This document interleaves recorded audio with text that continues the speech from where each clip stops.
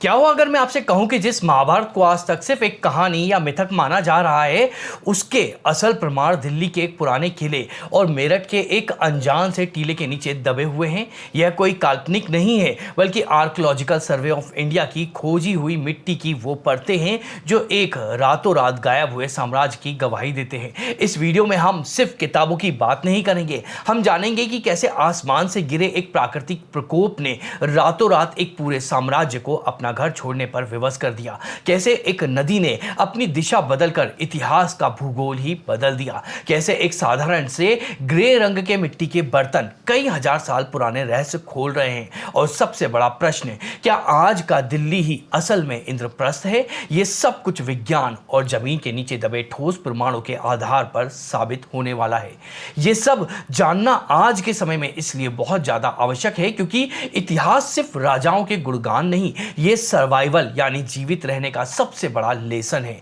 जब कोई अचानक खड़ा हुआ संकट पूरे सिस्टम को तोड़ता है तो इंसान कैसे रिएक्ट करता है और कैसे अपने एम्पायर को शिफ्ट करता है। अब आते हैं सीधे उस तथ्य पर जिसे दुनिया सच मानती है। लोग मानते हैं कि महाभारत एक महाकाव्य है, एक बहुत ही शानदार रचना। अपनी जगह यह सच भी है, लेकिन क्या कोई कहानी बिना किसी बेस इतनी सटीक डिटेल में लिखी जा सकती है? शुरुआत करते हैं भारतवंश की राजधानी हस्तिनापुर और पांडवों के इंद्रप्रस्थ से। आज भौगोलिक रूप से हस्तिनापुर उत्तर प्रदेश के मेरठ जिले में है। गंगा नदी के पुराने तट पर बसा एक इलाका जिसे पांडव टीला कहा जाता है। दूसरी तरफ है दिल्ली का पुराना किला।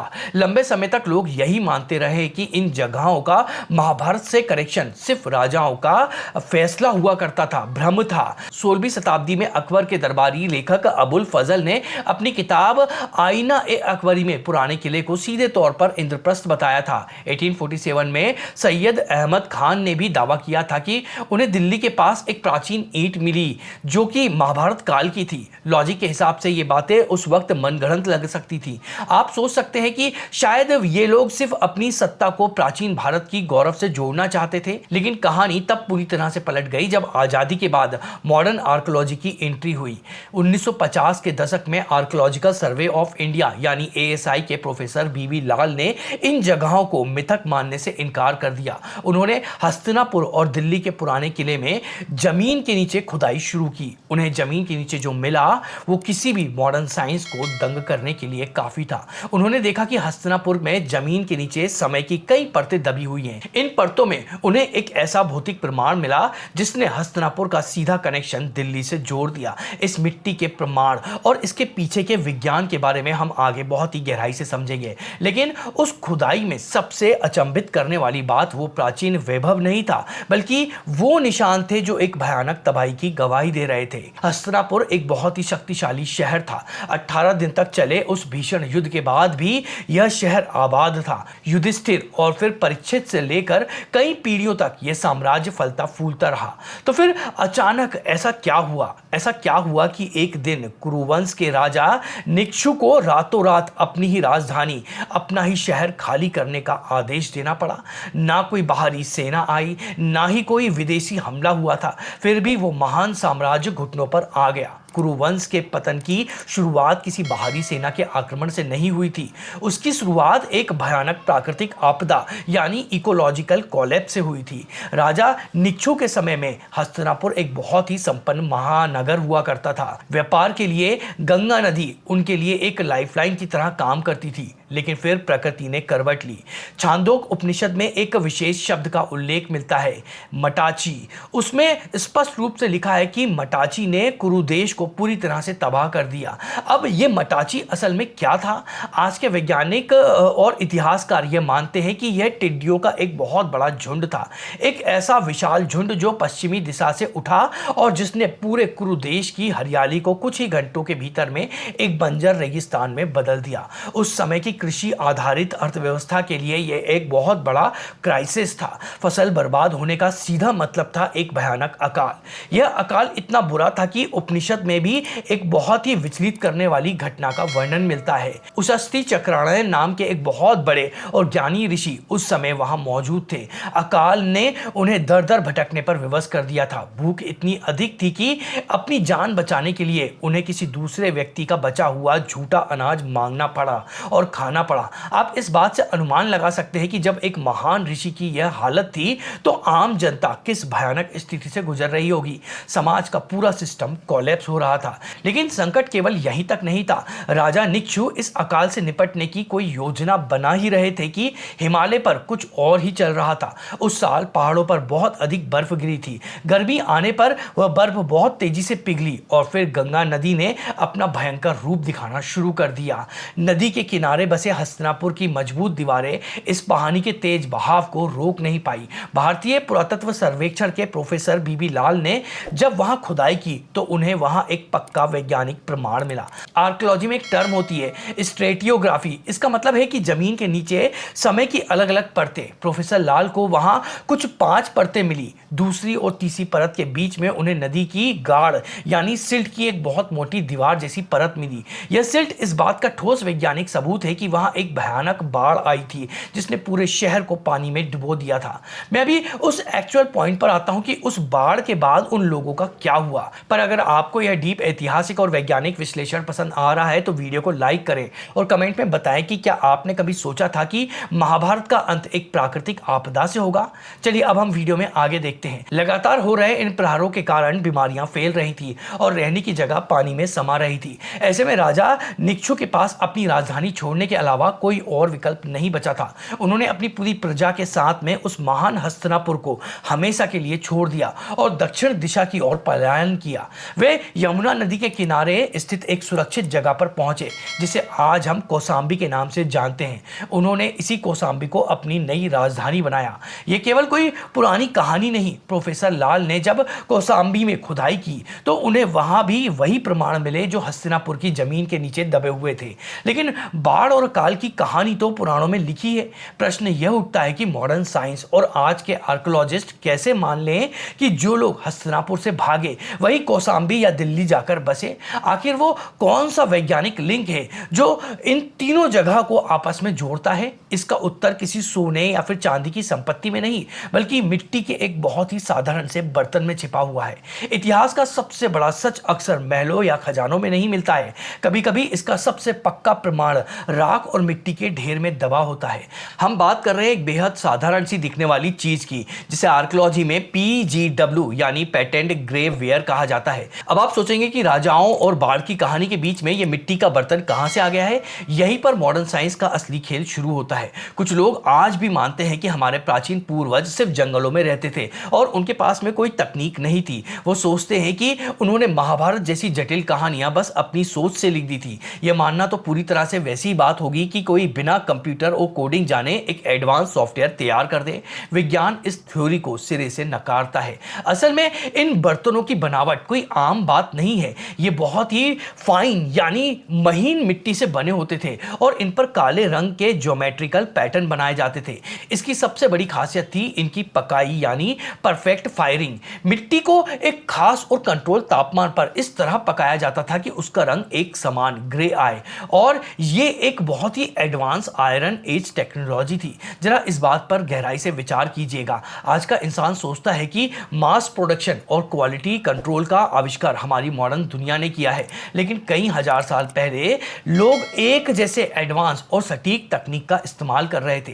क्या ऐसा हो सकता है कि जिसे आज हम अपनी बहुत बड़ी अचीवमेंट मानते हैं वो असल में उस समय का एक नॉर्मल स्टैंडर्ड था और मॉडर्न साइंस अब अपने अहंकार में जी रही है? ये एक ऐसा प्रश्न है जिस पर आपको जरूर सोचना चाहिए। प्रोफेसर बीबी लाल ने जब इन बर्तनों का बहुत बारीकी से अध्ययन किया तो उन्हें एक बहुत ही दिलचस्प पैटर्न नोटिस किया। उन्होंने देखा कि महाभारत की कहानियों में जिन जिन जगहों का नाम आता है, चाहे वो कुरुक्षेत्र हो, तिलपत हो या फिर हस्तिनापुर, उन सभी जगहों पर खुदाई में ये खास PGW बर्तन मिल रहे हैं। यह विज्ञान की नजर में कोई इत्तेफाक नहीं हो सकता है। इन बर्तनों की भौतिक संस्कृति बिल्कुल एक जैसी थी। इसका सीधा सा मतलब है कि इन सभी भौगोलिक जगहों पर एक ही दौर में एक ही सभ्यता के लोग रह रहे थे।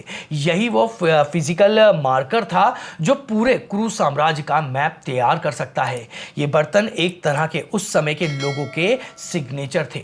लेकिन क्या ये मिट्टी के बर्तन और हस्तिनापुर में आई वो भयानक बाढ़, इन दोनों का आपस में कोई सीधा कनेक्शन है? और क्या इन बर्तनों की कार्बन डेटिंग और वो बाढ़ से मिलने वाली मिट्टी का रास्ता हमें सीधा आज के दिल्ली यानी पांडवों के इंद्रप्रस्थ तक ले जाता है? अब हम उस पॉइंट पर आ गए हैं जहां इतिहास की किताबें और कई सौ साल पुरानी कहानियां और मॉडर्न साइंस के भौतिक प्रमाण एक ही बिंदु पर आकर टकराते हैं। हमने हस्तिनापुर की उस भयानक बाढ़ की बात की थी जिसने पूरे शहर को गाद यानी सिल्ट की मोटी परत के नीचे दबा दिया था, और हमने उस खास मिट्टी के बर्तन यानी पीजीडब्ल्यू की भी बात की। प्रोफेसर बीबी लाल ने जब हस्तिनापुर के जमीन की परतों का अध्ययन किया तो उन्होंने देखा कि बाढ़ वाली सिल्ट की परत के ठीक नीचे वाली परतों में वही पीजीडब्ल्यू बर्तन दबे हुए थे। इसका सीधा और स्पष्ट वैज्ञानिक मतलब यह था कि बाढ़ आने से ठीक पहले वहां जो लोग रह रहे थे वे वही एडवांस सभ्यता वाले लोग थे जो इन बर्तनों का इस्तेमाल कर रहे थे। और जब राजा निक्षु बाढ़ के बाद हस्तिनापुर छोड़कर कौसाम्बी गए तो क्या हुआ? खुदाई में कौसाम्बी के सबसे निचले स्तर पर भी वैज्ञानिकों को बिल्कुल वही पीजीडब्ल्यू बर्तन मिले हैं। ये बर्तन कोई साधारण मिट्टी नहीं थे, ये पलायन का वो जीपीएस ट्रैकर था जिसे हमारे पूर्वज जमीन के नीचे छोड़कर गए थे। कौसाम्बी में इन बर्तनों का मिलना इस बात की पूरी पुष्टि करता है कि राजा निक्षु का पलायन की जो कहानी पुराणों में लिखी है वह सच में घटी थी। अब इस पूरे वैज्ञानिक ढांचे को उठाकर दिल्ली के पुराने किले पर रखते हैं। हम जानना चाहते थे कि क्या दिल्ली ही असल में इंद्रप्रस्थ है? 1954 से लेकर 2014 और फिर 2017 तक आर्कियोलॉजिकल सर्वे ऑफ इंडिया ने पुराने किले में कई बार गहरी खुदाई की। इस टीम का नेतृत्व एएसआई के वसंत स्वर्णकार जैसे दिग्गजों ने किया था। वे जमीन के नीचे और नीचे जाते चले गए। शेरशाह सूरी के समय की परत, फिर राजपूतों का समय, फिर कुषाण काल और उसके नीचे भी, और अंत में पुराने किले की सबसे निचली परत में उन्हें क्या मिला? उन्हें बिल्कुल वही पैटेंट ग्रेवेयर के टुकड़े मिले। जी हाँ, ठीक वही बर्तन जो महाभारत की जुड़ी हर उस जगह पर मिल रहे थे जिसका वर्णन उस प्राचीन महाकाव्य में किया गया था। अब यहाँ एक बहुत ही बड़ा वैचारिक प्रश्न खड़ा हो जाता है। क्या सच में ऐसा था कि हमारे पूर्वजों ने केवल अपनी कल्पना से हस्तिनापुर, इंद्रप्रस्थ और बाढ़ की ये पूरी भौगोलिक कहानी गढ़ दी थी, या फिर हमें सालों तक एक ऐसा बहुत बड़ा झूठ बोला गया है कि भारत का प्राचीन इतिहास सिर्फ एक मिथक और काल्पनिक कथा है?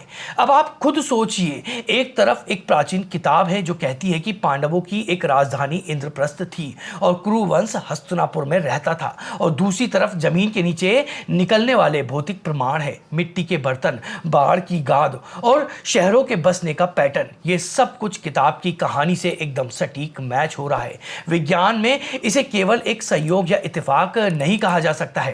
पुराने किले की उस सबसे निचली परत ने यह साबित कर दिया है कि दिल्ली का इतिहास कम से कम 1200 ईसा पूर्व तक जाता है। हस्तिनापुर की बाढ़, मटावी का हमला, कौसाम्बी का बसना और पुराने किले की बुनियाद, यह सब एक ही ऐतिहासिक चेन का हिस्सा है। विज्ञान अब यह पूरी तरह मान चुका है कि महाभारत में जिन स्थानों का वर्णन है वे भौगोलिक रूप से पूरी तरह सत्य हैं और वहां एक ही समय में एक ही सभ्यता निवास करती थी। तो क्या आप साइंस और इतिहासकार इस बात पर पूरी तरह से सहमत हैं कि महाभारत वास्तव में हुई थी? क्या हमने इसके हर एक रहस्य को सुलझा लिया है? जवाब है नहीं। प्रमाण मिलने के बाद भी एक ऐसा बड़ा प्रश्न है जिस पर आज तक दुनिया के सबसे बड़े वैज्ञानिक और इतिहासकार आपस में उलझे हुए हैं। इस पूरे वैज्ञानिक ढांचे में एक बहुत बड़ा अनसॉल्व वेरिएबल अभी भी बाकी रह गया है, और वो है समय यानी टाइमलाइन। महाभारत की घटनाएं वास्तव में किस साल या फिर किस सदी में हुई थी, इसे लेकर आज भी दुनिया के सबसे बड़े इतिहासकार एक मत नहीं है।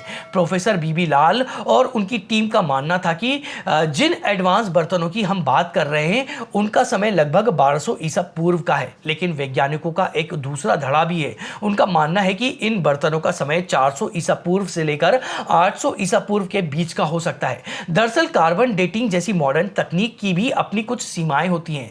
जब बात हजारों साल पुरानी हो और एक ही जगह पर कई अलग अलग सभ्यताओं ने एक के ऊपर एक अपना जो घर है वो बसाया हो, तो सबसे पुरानी परत का सटीक समय निकालना बहुत जटिल हो जाता है। इतने लंबे कालखंड और एक विशाल महाकाव्य को किसी एक निश्चित तारीख में बांधना विज्ञान के लिए एक बहुत बड़ी चुनौती बन चुका है। ऐसा ही कुछ समुद्र के नीचे बसी द्वारका नगरी के साथ में भी हुआ है। आर्कियोलॉजिकल सर्वे ऑफ इंडिया और मरीन आर्कियोलॉजिस्ट ने 1960 के दशक से ही द्वारका में समुद्र समुद्र के नीचे कई बार बहुत गहरी खोज की है। RS राव और आलोक त्रिपाठी जैसे बड़े वैज्ञानिकों ने वहां काम किया है। पानी के नीचे उन्हें प्राचीन मंदिर के अवशेष, विशाल पत्थर और शंख जैसी बहुत सारी चीजें मिली हैं। लेकिन साइंस केवल भावनाओं पर नहीं चलता है, उसे सटीक डेटा चाहिए होता है। उन डूबे हुए अवशेषों की सही उम्र क्या है, इस पर आज भी लगातार शोध चल रहा है और अलग अलग राय सामने आ रही है। यानी मॉडर्न विज्ञान और आर्कियोलॉजी यह तो पूरी तरह मान चुके हैं कि महाभारत से जुड़ी ये सभी जगहें भौतिक रूप से मौजूद थीं और वहां एक ही एडवांस सभ्यता का निवास था। लेकिन कुरुक्षेत्र का वो भीषण युद्ध असल में किस सदी में लड़ा गया, इस एक बिंदु पर आकर हमारा विज्ञान आज भी पूरी तरह से स्पष्ट नहीं है। शायद आने वाले भविष्य में कोई नई तकनीक इस आखिरी ऐतिहासिक रहस्य पर से पर्दा उठा दे, जिसके लिए हमें तैयार रहना चाहिए। तो इस पूरे विश्लेषण से अंततः हमारे सामने क्या तस्वीर बनती है?